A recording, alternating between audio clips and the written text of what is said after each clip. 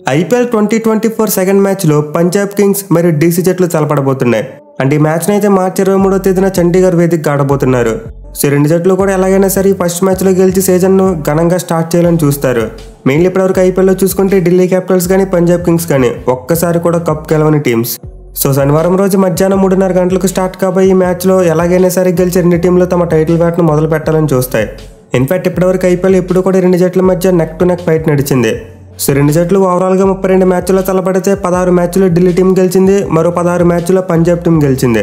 అయితే చివరికి రెండు జట్ల మధ్య జరిగిన 5 మ్యాచ్ల్లో చూసుకుంటే మాత్రం డీసీ వాళ్ళు అప్పర్ హ్యాండ్, వాళ్ళు 4 గెలిస్తే పంజాబ్ వాళ్ళు ఒక్కటే గెలిచారు. బట్ ఎనివే పంజాబ్ టీం అసలు ఎక్కడ కూడా తక్కువ అంచనా వేయకూడదు. వాళ్ళ దగ్గర కూడా చాలా స్ట్రాంగ్ టీం ఉంది. పైకి సారి చూసుకుంటే వాళ్ళ బౌలింగ్ అటాక్ను మరింత స్ట్రెంథన్ చేసుకుని బరిలోకి దిగబోతున్నారు. సో డెఫినెట్లీ మనమైతే ఈ మ్యాచ్లో రెండు జట్ల మధ్య ఒక క్లోజ్ కాంటెస్ట్ చూసే ఛాన్స్ ఉంది. ఇక ఈ మ్యాచ్ని అయితే ములాన్పూర్లోని మహారాజా యదువేంద్ర సింగ్ ఇంటర్నేషనల్ క్రికెట్ స్టేడియంలో ఆడబోతున్నారు. సో ఈ గ్రౌండ్ అయితే పీబీకేఎస్ వాళ్ళు గతంలో ఆడిన హోమ్ గ్రౌండ్ కాదు. ఐపీఎల్ వాళ్ళు ఇప్పటివరకు తమ హోమ్ గ్రౌండ్గా ఐఎస్ బెంద్రా స్టేడియంని యూజ్ చేసుకున్నారు. బట్ ఐపీఎల్ 2024 కోసం మాత్రం పీబీకేఎస్ టీం తమ హోమ్ గ్రౌండ్ని మార్చుకున్నారు. అయితే ఈ గ్రౌండ్ కూడా పంజాబ్లోనే ఉంది, బట్ ఏరియా ఒక్కటే మారింది. చండీగఢ్లోని ములాన్పూర్ అనే ప్రాంతంలో ఈ గ్రౌండ్ 2021లో కొత్తగా కట్టారు. సో ఇప్పటివరకు అయితే ఈ గ్రౌండ్లో ఒక ఐపీఎల్ మ్యాచ్ జరగలేదు, అలాగే ఒక ఇంటర్నేషనల్ మ్యాచ్ కూడా జరగలేదు. బట్ ది ఫస్ట్ టైం ఈ గ్రౌండ్లో ఒక హై లెవెల్ మ్యాచ్ ఆడబోతున్నారు. సో ఈ గ్రౌండ్ బిల్డ్ చేసి అయితే హార్డ్లీ 3 years మాత్రమే అయింది. బట్ ఎనివే గ్రౌండ్లో అసలు ఒక్క T20 మ్యాచ్ కూడా జరగలేదంటే అఫ్కోర్స్ జరిగాయి. సయ్యద్ ముస్తక్ అలీ ట్రోఫీ జరిగినప్పుడు లాస్ట్ 2 yearsలో ఈ గ్రౌండ్లో చాలా మ్యాచెస్ ఆడారు. సో ఆ మ్యాచెస్ యొక్క రిజల్ట్ బట్టి చూసుకుంటే ఈ గ్రౌండ్లో ఉండే వికెట్ ఒక స్లో వికెట్, అంటే ఎక్కువగా బ్యాట్స్మెన్ కంటే బౌలర్స్కే బాగా అనుకూలిస్తుంది. సో నార్మల్గా ఇప్పటివరకు పీబీకేఎస్ ఆడిన ఐఎస్ బెంద్రా స్టేడియం ఒక బ్యాటింగ్ ఫ్రెండ్లీ వికెట్, కానీ ఈ ఎంవైఎస్ఐసి స్టేడియం మాత్రం కొంతవరకు బౌలింగ్ ఫ్రెండ్లీ వికెట్. ఇన్ఫాక్ట్ ఇంకా సింపుల్గా చెప్పాలంటే చెన్నైలోని చపాక్ పిచ్లో ఉంటుంది.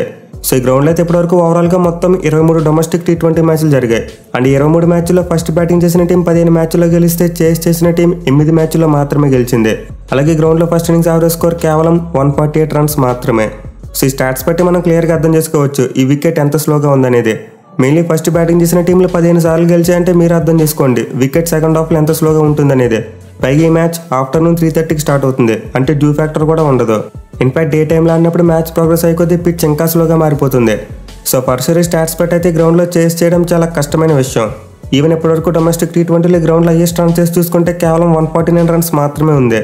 సో మేబీ ఫస్ట్ బ్యాటింగ్ చేస్తే అరౌండ్ 170 వరకు కొట్టే ఛాన్స్ ఉంటుంది, కానీ చేసింగ్లో మాత్రం ఎక్కువ రన్స్ కొట్టడం చాలా కష్టమైన విషయం.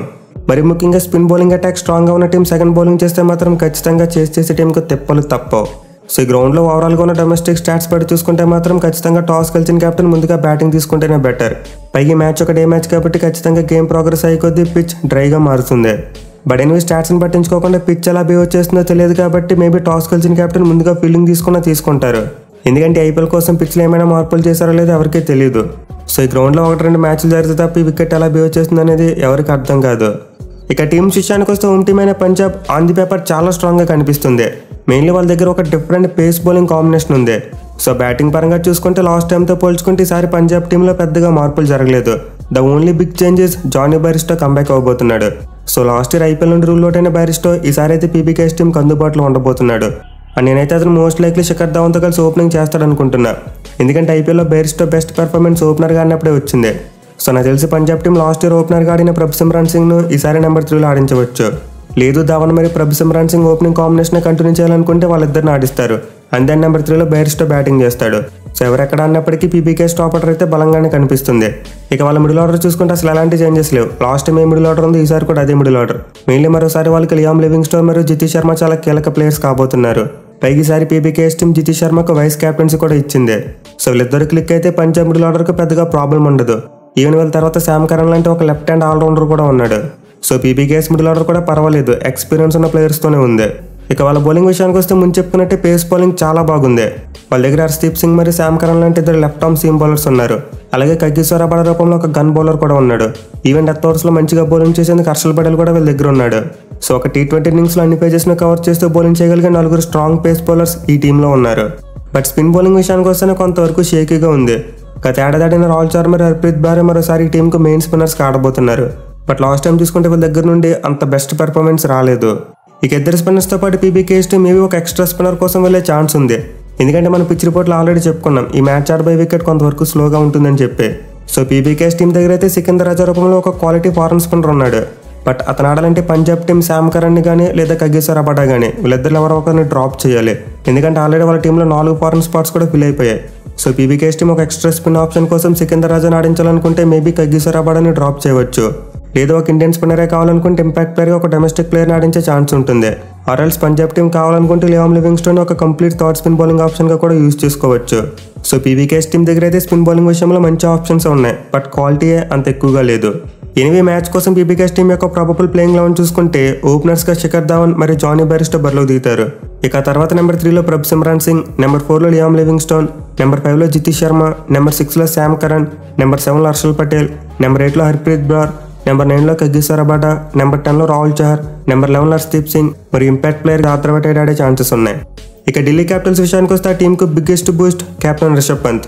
సో లాస్ట్ ఇయర్ అయితే డీసీ టీంకి రిషబ్ పంత్ లేని లోటు స్పష్టంగా కనిపించింది. మెయిన్లీ అతను లేక ఢిల్లీ క్యాపిటల్స్ మిడిల్ ఆర్డర్ చాలా తడబడింది.